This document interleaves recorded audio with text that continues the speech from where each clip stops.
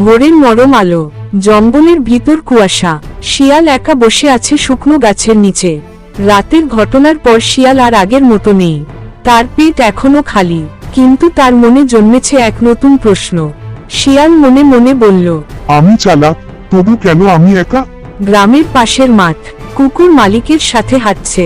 মালিকের হাতে ছোট ঝুড়ি। পরের দিন শিয়াল দূর থেকে দেখে কুকুর আর তার মালিক মাঠে হাঁটছে। হঠাৎ মালিক পড়ে যায়।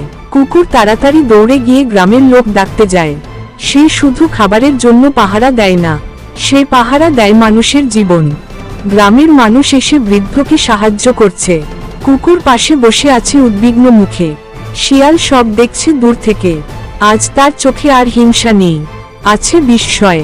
শিয়াল ধীরে বলল, এই বন্ধন, এই বিশ্বাস, এটাই কি সত্যিকারের শক্তি? সন্ধ্যা, শিয়াল একা বসে আছে নদীর ধারে। শিয়াল বুঝতে পারে, চালাকি দিয়ে হয়তো একদিন বাঁচা যায়, কিন্তু সম্মান পাওয়া যায় না। শিয়াল বলল, আজ থেকে আমি শুধু নিজের জন্য বাঁচব না। সে দূরে গ্রামের মুরগির খামারের দিকে তাকায়। কিন্তু এবার চুরি করতে নয়, জঙ্গলে শিকার করার সিদ্ধান্ত নেয়। কয়েকদিন পর শিয়াল নিজের পরিশ্রমে খাবার জোগাড় করছে। পরিশ্রম কঠিন, কিন্তু এতে লুকিয়ে আছে সম্মান। দূরে কুকুর তাকিয়ে থাকে। তাদের চোখে এবার প্রতিদ্বন্দ্বিতা নয়, একটা নীরব বোঝাপড়া।